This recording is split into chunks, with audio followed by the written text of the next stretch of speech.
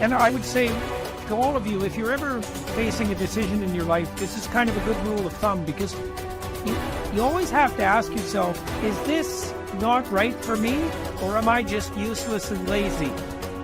And looking for an easy way out, right? Because some people are more prone to that than others. If you're not very conscientious, for example, you're going to be more prone to that sort of thing. But it's good to keep yourself in check. And so maybe you're not doing very well in your job, and you think, well, I should either do a better job at my job, or maybe I should find a new job. And it's hard to do better at your job. And so then you might wonder if your decision to find a new job is just an escape. Do you have a better plan? And if the answer is no, well, that's not a very good plan.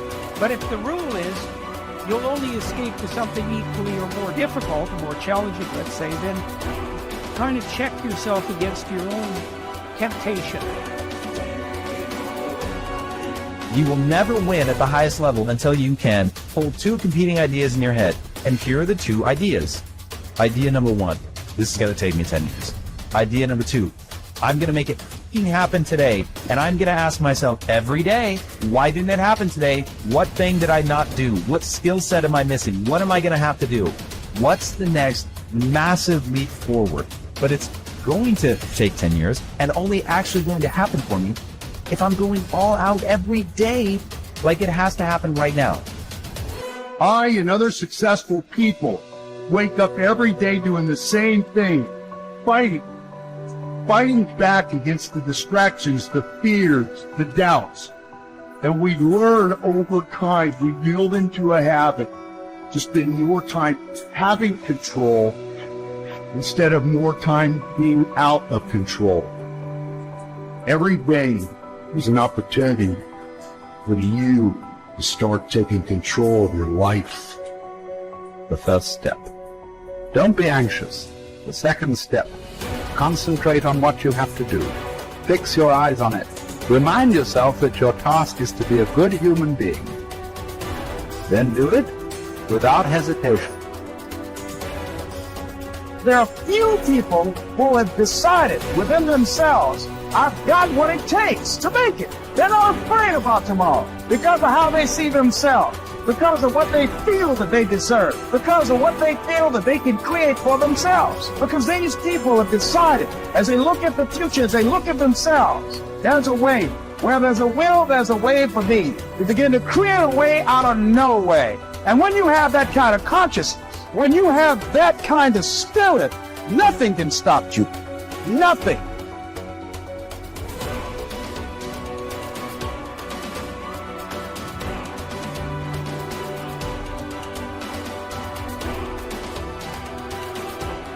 At dawn, when you have trouble getting out of bed, tell yourself, I have to go to work as a human being.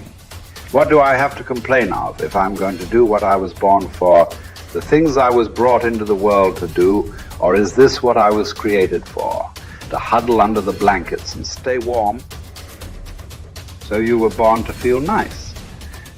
Instead of doing things and experiencing them, don't you see the plants, the birds, the ants and spiders and bees going about their individual tasks, putting the world in order as best they can?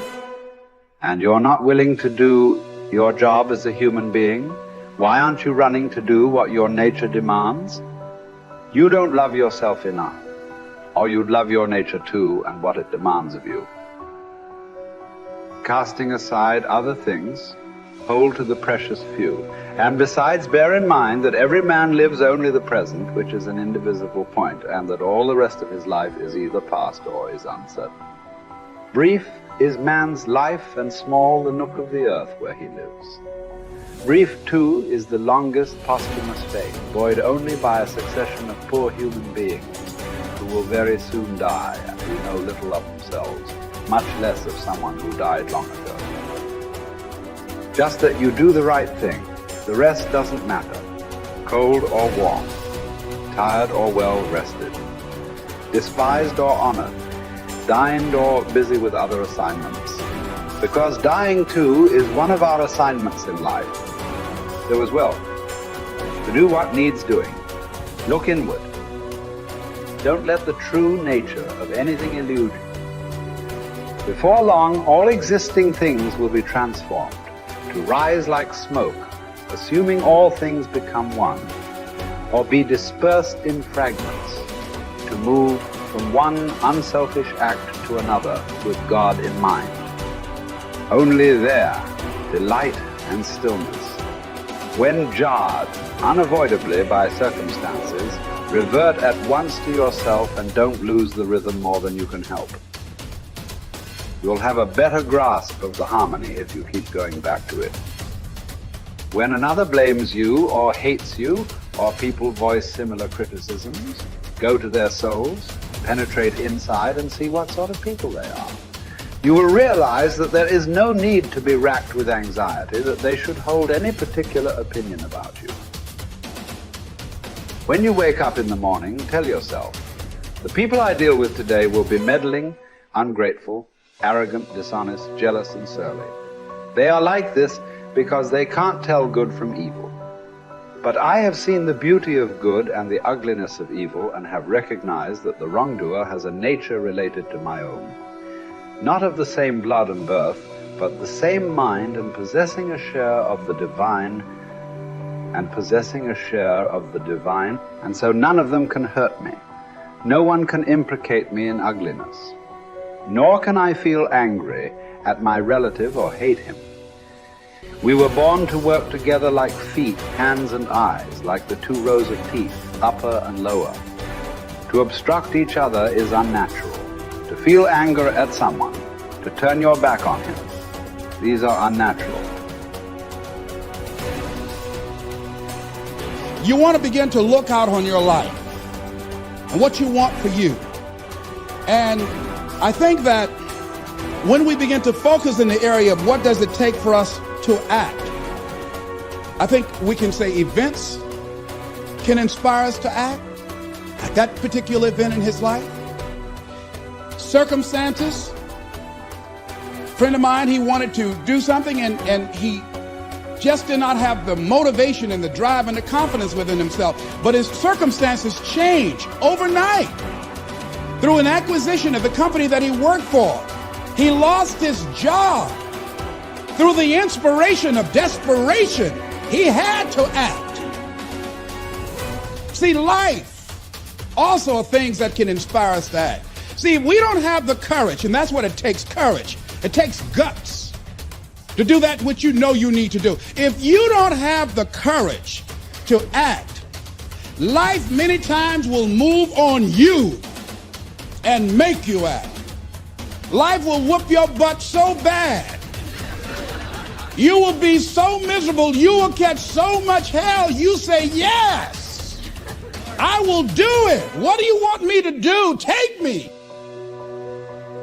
A friend of mine said, I can't stop smoking. I can't stop smoking. Doctor said, Sam Axelrod, you have emphysema. Sam never picked up another cigarette and said, look at those stupid people smoking. Sam, you did it for 35 years. How can you talk about people? Well, I was different. I'm trying to help them. They don't have to do the same thing I did. But be compassionate, Sam. Isn't it interesting how quickly we forget? So I'm saying that look at something in your life. It might be just writing a letter to somebody to say thank you. It might be just to apologize to somebody. I had a confrontation in the Penobscot building with the security guard there. He responded to me what I perceived as a negative way, and he and I engaged in an argument. I did not like the way I handled that. I avoided going through the front door for a long time because I didn't want to face him. Finally, I decided to act, and I went up to him and said, I want to apologize to you for the way in which I handled this argument we had the other day. I was wrong. I hope you accept my apology. He said, I do. And I said, thank you very much. I felt relieved. Now, when you decide to act, it's not always going to be like that. A friend of mine did some work for me. It was below par, to say the least. I knew that this guy was capable of doing better work. I knew that he also had a fragile ego. So I was trying to think of what is the most sensitive way in which I can share this information with him. Because I wanted him to do my work over. I was going to pay him for what he did. But I needed my work done right. But I was afraid that I would hurt his feelings. I was very, very meticulous in how I approached him. And I said, let me share this with you. You know I care about you, and that you're a very talented and gifted person. And you and I both know that what you have given me is not a true reflection of your talents and abilities. And I'm saying, let's go back in the studio and do this again. And he said to me, I'm going to forget you ever said that. I was wiped out. He never spoke to me again. Now, when you decide to act, you're going to have some people like that. We're no longer friends. I lost sleep over that, ladies and gentlemen. I said, I can't believe that. I remember sitting up one night looking at the phone. I said, I gotta call him. He said, no. And I said, no, forget that. I called, man, look here, we've been knowing each other for too long to allow this to come between us. He said, don't call me anymore, and hung up. And then I wanted to think about what can I do to make it up to him? And then something came to me, Les, what do you have to prove? See, many things we don't do is because of the fact we want people to like us. There's some necessary losses in life. When you decide acting in your best interest, you're going to lose some friends.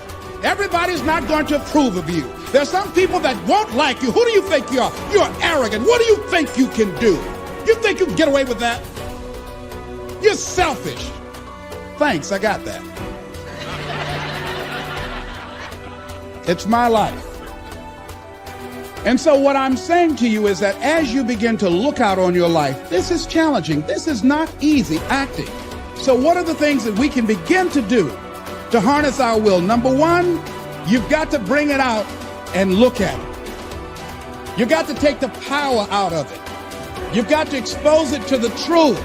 And the truth is that it has no power over you. So write down something you want to act on, but for some reason that you've been holding back, and look at it.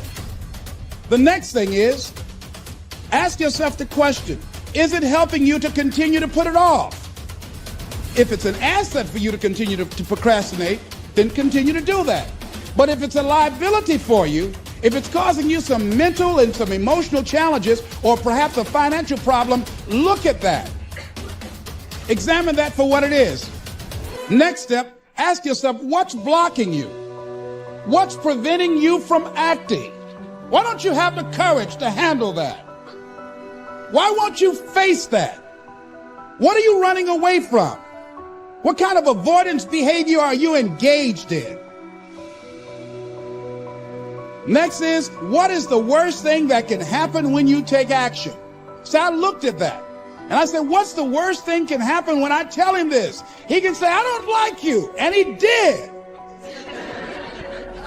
Now what happened? I experienced that. I looked at that. I saw that. And guess what, ladies and gentlemen? I didn't die.